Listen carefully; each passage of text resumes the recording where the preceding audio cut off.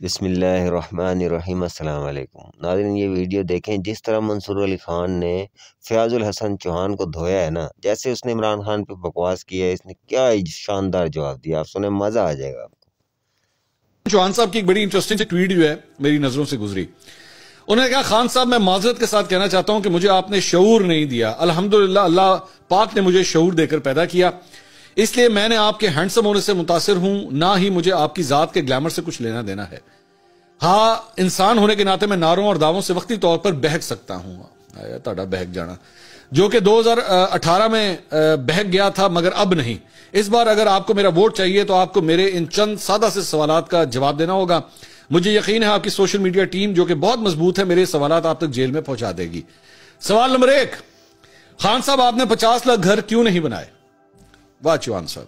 خان صاحب آپ نے وعدے کے مطابق 1 کروڑ نوکریاں کیوں نہیں دی؟ خان صاحب آپ نے 90 دن میں کرپشن ختم کرنے کا جو وعدہ کیا تھا پورا کیوں نہیں کیا؟ بلکہ کرپشن انڈیکس میں پاکستان کا نمبر آپ کے دور میں 117 سے 140 تک کیسے پہنچ گیا؟ خان صاحب آپ نے کہا تھا IMF نہیں جاؤں گا، مر جاؤں گا، پھر IMF کیوں گئے؟ اور اگر چلے ہی گئے تھے تو حکومت جاتا دیکھ کر وہ معاہدہ توڑ کر ملک کو دیوالیہ ہونے کے قریب کیوں پہنچایا؟ خان صاحب آپ نے پرائم منسٹر ہاؤس اور گورنر ہاؤس کو یونیورسٹی کیوں نہیں بنایا؟ خان صاحب آپ نے 12 کروڑ کے صوبے پنجاب میں عثمان بزدار جیسے نالائق ترین انسان کو وزیر اعلیٰ کیوں بنایا؟ عثمان بزدار کو یہ کہہ رہے ہیں نالائق ترین شخص، اور یہ انہی کے ترجمان تھے، یہ اسی نالائق ترین شخص کے ترجمان تھے، اور اس وقت بیٹھ کے، خیر میں ڈیٹیل سے بھی بات کرتا ہوں۔ انہوں نے کہا، خان صاحب آپ سب کو چور چور کہتے رہے اور خود حکومت میں آ کر توشہ خانے کی گھڑیاں کیوں لی؟ خان صاحب آپ نے ہمیں بتایا تھا کہ ہالینڈ کا وزیر اعظم سائیکل پر اسمبلی جاتا ہے، اور خود وزیر اعظم بن کر چند کلومیٹر کے سفر کے لیے بھی ہیلی کاپٹر کیوں استعمال کرتے رہے؟ خان صاحب آپ نے کہا تھا حکومت چھوڑ دوں گا مگر کسی سے ڈکٹیشن نہیں لوں گا، پھر آپ باجوہ اور دوسری جماعتوں سے بلیک میل کیوں ہوتے رہے اور باجوہ صاحب کو سپر کنگ بننے کا موقع کیوں فراہم کیا؟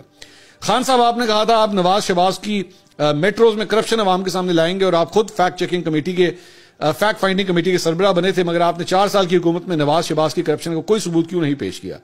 خان صاحب آپ مدینہ کی ریاست بنانے آئے تھے اور والی مدینہ کی گستاخ آسیہ بی بی کو جیل سے نکال کر خفیہ طریقے سے کینیڈا کیوں بھجوایا اور باہر میڈیا میں بیٹھ کر اس کا کریڈٹ کیوں لیا؟ خان صاحب آپ حکومت میں آنے سے پہلے عافیہ صدیقی کے لیے آواز اٹھاتے رہے، مگر حکومت میں آ کر اس کے بارے میں کیے گئے سوالات کو بھی کیوں نظر انداز کرتے رہے؟ خان صاحب آپ نے ہزارہ کمیونٹی کے مظلومین کو جو اپنی لاشیں سڑکوں پر لیے بیٹھے تھے کو بلیک میلر کیوں کہا؟ خان صاحب آپ نے پنجاب میں پولیس ریفارمز کیوں نہیں کی؟ خان صاحب آپ نے ماڈل ٹاؤن کے واقعے میں ملوث پولیس افسران کو سزا دلانے کے بجائے انہیں پروموٹ کیوں کیا؟ خان صاحب آپ خود الزام دیتے تھے کہ سیاستدانوں کے کاروبار حکومت میں آ کر بڑھ جاتے ہیں، مگر آپ جب حکومت میں آئے تو کوئی ایک سرکاری اسپتال بنانے کے بجائے 2 شوکت خانم اسپتال کیوں بنائے؟ خان صاحب میں آپ سے یہ نہیں پوچھتا کہ آپ کے دور میں کتنی ترقی ہوئی، کتنی ڈیولپمنٹ ہوئی، کتنے میگا واٹ بجلی بنی، مہنگائی کیوں ہوئی، ٹرانسپورٹ، ہیلتھ اور تعلیم کے میدان میں ابتری کیوں ہوئی، میٹروز اور اورنج لائن جیسا کوئی منصوبہ کیوں نہیں بنا، سی پیک کیوں نہیں بنا، موٹر ویز کتنی بنائیں، دودھ اور شہد کی نہریں جس کا خواب آپ دکھاتے رہے وہ کیوں نہیں چلائیں؟ بس چند سادہ سی باتیں ہیں جن پر عمل کرنے کے لیے صرف آپ کا سچا اور ایماندار ہونا ہی کافی تھا، وہ بھی نہ آپ کر سکے۔ آپ ان سوالوں کا جواب دیجئے تاکہ میں آپ کو ووٹ دینے کا فیصلہ کر سکوں۔ مجھے آپ حیران ہو رہے ہوں گے مجھے کیوں ہنسی آ رہی ہے یار، یہ فیاض الحسن چوہان لکھ رہے ہیں یار، آپ اندازہ کیجئے۔ ہم لوگ اینکر پرسنز، مطلب میں، شاہ زیب خان زادہ اور اس طرح دیگر جو اینکرز ہیں، جب 2018 2019 2020 میں یہی سارے سوال کرتے تھے کہ بھائی کدھر ہے وہ 90 دن کے اندر کرپشن ختم کرنی تھی، کیوں نہیں کیا آپ نے؟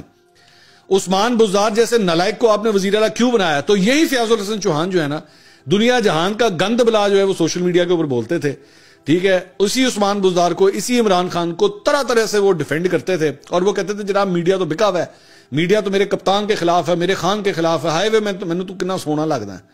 اور یہی فیاض الحسن چوہان صاحب 9 مئی تک، بلکہ 9 مئی کے بعد بھی عمران خان صاحب کے ساتھ ہی کھڑے ہوئے تھے۔ صرف ایک یاترا ہوئی ہے، ٹھیک ہے، ڈرائنگ روم کی ایک یاترا ہوئی، اور اس کے بعد خیالات بدل گئے، جذبات بدل گئے، سافٹ ویئر بدل گیا، سب کچھ بدل گیا، اور فیاض الحسن چوہان کے اندر سے بھی شاہ زیب خان زادہ بولنا شروع ہو گیا۔ وہی شاہ زیب خان زادہ جس طرح سوال کرتا تھا، آج یہی مجھے لگ رہا تھا کہ جیسے میں یا شاہ زیب یا کوئی اور اینکر پرسن جب خان صاحب کے حوالے سے سوال کرتے تھے، جیسے وہی سارا کچھ جو ہے وہ لکھا ہوا ہے کہ ہم ان سے جب پوچھتے تھے کہ بھائی یہ کدھر ہے سب کچھ، اور یہی فیاض الحسن چوہان صاحب جو ہے نا دنیا جہان کی باتیں اس وقت کرتے تھے، طرح طرح کے الزامات لگاتے تھے۔ چوہان صاحب میں آج بھی عمران خان صاحب پہ تنقید کرتا ہوں، اور میں کرتا رہوں گا جہاں وہ غلط ہوں گے، بلا وجہ نہیں کروں گا، لیکن کم از کم آپ کی طرح نہیں ہے کہ آپ نے آرام سے بیٹھ کے جھولے لیے، اقتدار کے مزے لیے، ان کے دور میں سب کچھ ہوا، اور جب وہ شخص مشکل میں گیا تو آپ نے پہلی کشتی پکڑی تھے، گئے، کہا خان صاحب ڈوبتے تو ڈوبتے رہو. خان صاحب کو ٹائٹینک سمجھ کے آپ جو ہے پھٹے کے اوپر بیٹھے تھے، گئے. اس طرح نہیں، اس طرح نہیں.